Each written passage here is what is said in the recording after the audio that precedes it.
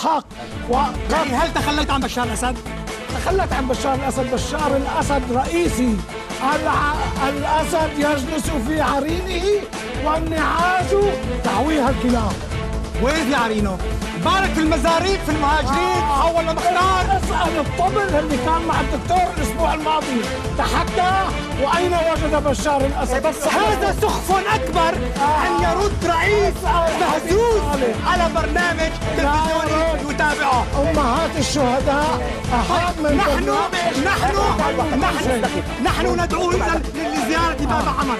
ندعوه لزيارة باب عمر. انسحبت قواتكم من باب عمر. بشار الأسد هو مجرم بالوراثة. انسحبت قواتكم تكتيكيا. دعني أتكلم. تكتيكيا انسحب. دعني أتكلم. لا تقرير. دعني أتكلم. اسكت. برا اسكت.